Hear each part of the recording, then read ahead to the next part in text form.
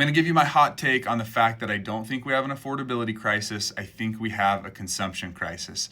Let me know what you think or what your opinion is on this, but I'm going to tell you what the numbers say, and I'm also going to tell you what I'm seeing since I'm looking at people's financials every day. So the first thing that I'm seeing, just to start off, is this warped perception of what a starter home looks like. People think that, even their second or third home too, but mostly the first home, thinking that it's going to be $1 million home, and they're just not understanding this idea of getting into a home, building wealth, building equity, then taking that and transferring it to a larger home as they grow in life, as they make more money in their career, as their family expands, right? There's just this bad perception of that going around, that your first home is going to be your dream home and forever home. Now, really, the biggest thing I'm seeing is people coming in who make enough money to buy a home, to buy a starter home, but they are consuming so much. I'm not going to get into specifics, obviously, but I just got to read the list off. So I'm just seeing subscriptions, eating out, DoorDash, takeout, new vehicles, shopping, Amazon, vacations, streaming services, toys, so campers, dirt bikes, side-by-sides, all this kind of stuff. It's just, I understand that we want to enjoy life. We don't want to be house poor, but there is just so much consumption going on that it's not house prices and it's not payments that are making it so that people can't afford a home. It's the fact that they're not willing to let go of all this consumption in their life, and they're not willing to sacrifice what their parents or grandparents used to sacrifice in order to get into a home back then. Let me tell you what I mean. I did a video on Instagram. It was like buying a home in 1980 versus 2025. Not going to get into the background of all the reasons why I did certain numbers, yada, yada, whatever. If you want to know, then you can reach out to me. I'll let you know.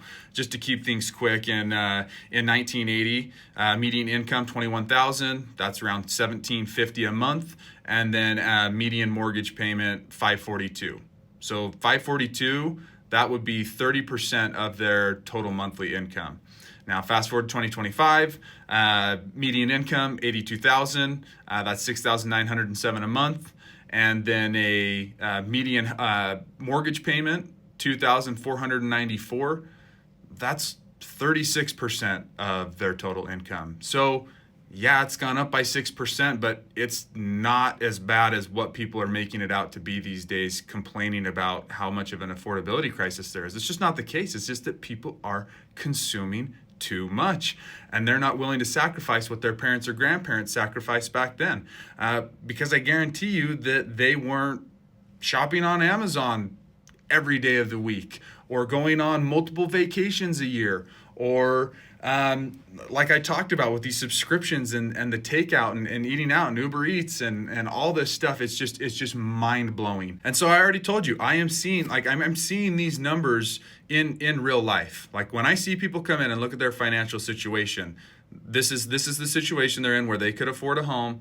They're just consuming too much, and they're not willing to let go of that consumption. And I think it's just getting to the point where a lot of people have the victim mindset instead of the player mindset.